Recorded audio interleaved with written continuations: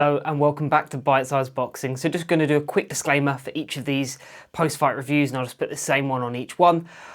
I'm on the back of about 90 minutes of sleep after this card because it ended so late here.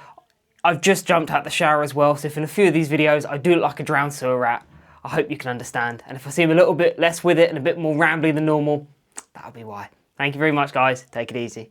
Enjoy the video. Now on to the main event. Hamzah Sheeraz versus Edgar Berlanga. Now, this was a fight that going into it, I'd been very clear in my prediction. I think Berlanga is trash. I think he is a rubbish fighter. I have never rated him. I expected Sheeraz to outbox him over the 12 relatively clearly, but that wasn't what happened. He got blitzed, Berlanga, and he got stopped in 5 rounds. He was up and down like a yo-yo. He got hurt in the 4th round badly, dropped twice, really could have been called off there, and then in the 5th he came out, he didn't recover, and the first shot he got hit with, he got down and the ref waved it off.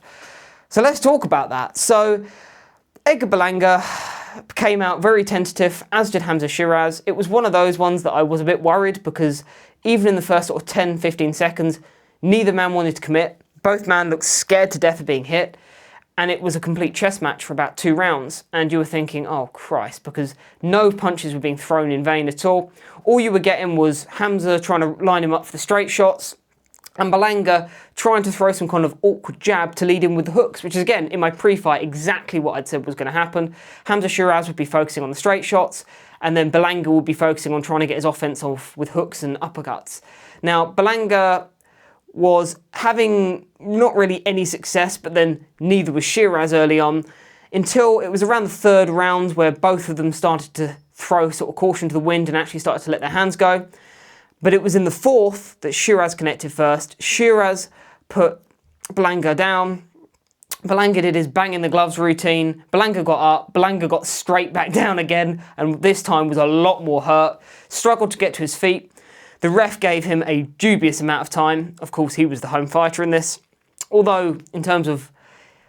he was the home fighter, but not the house fighter, which is a strange one. Because it's very clear Turki Al-Sheikh wanted Sheeraz to win, but Berlanga was very much the home fighter in this. So the ref was giving him all the time in the world. He was saved by the bell. He then comes out by the 5th and gets banjoed. And the ref jumps in and says, no more, you've had enough, mate. So, in terms of the outcome of this fight, am I surprised? Yes and no. I saw a lot of people who couldn't believe it. They were in absolute awe and shock. Oh my God, how has this been done to Berlanga? But for me, this was no shock because I've never rated Berlanga. I think this guy is shocking. For the start, from what I've been saying in my pre-fight, this guy was always sold to us as a gimmick fight. He was never sold to us as a serious fighter. And he looked like a gimmick fighter in there. And Hamzah Sheeraz looked levels above. When they actually started letting their hands go, Sheeraz was the far more sharper puncher, the far more accurate puncher, looked to be the harder puncher as well. And in the end, it was an easy night for Hamzah Sheeraz. He didn't get hit, and he made quick work of Edgar Berlanga. So it was one of them. I was surprised it went out as early as it did. Again, Berlanga looked done by the 4th, which I wasn't necessarily expecting. I expected it to go a little bit deeper than that. But in terms of the level disparity, that didn't surprise me because I don't rate Berlanga. I've never rated Berlanga. I don't think this guy is any good. And I think we've seen that now. I don't think Hamzah Sheeraz is a world beater, by the way. I don't think this guy is, elite or anything like that. But I just think Berlanga's trash and Hamzah Sheeraz is competent. And so a competent boxer who's, say, here, he doesn't necessarily have to be here, will beat a fighter who, in my opinion, is literally here. Let's have it right. Edgar Berlanga, as soon as he wasn't fighting journeyman, was struggling.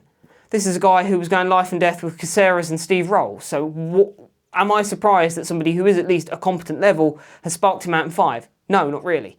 So, yeah, Edgar Berlanga got sparked out. Where does he go from here? Who cares, really? Does anyone outside of his sort of little bubble in New York and Puerto Rico care? He doesn't strike me as somebody who has a particularly big fan base or anything like that. He's not of a particularly high level. So, again, maybe there are fights at a level for Berlanga, but I've not really got much of an interest in seeing Berlanga again. He is what he is to me. But Hamzah Sheeraz marches on. They're talking about Canelo now. That's what Turki Al-Sheikh wants. Again, I'm not massively high on Sheeraz either. I think Sheeraz is a good fighter at a certain level, but I don't think Hamzah Sheeraz is necessarily going to beat Canelo, put it that way. But I guess we'll see. It was one of those. I wasn't massively surprised by the outcome, maybe the method of victory, but not by the outcome of the fight. But anyway, I'm going to go and get some sleep because I'm waffling. You can tell I'm barely keeping this awake here. I'm not quite in the room, so I'm going to go and get a nap. So good night, guys. Take it easy.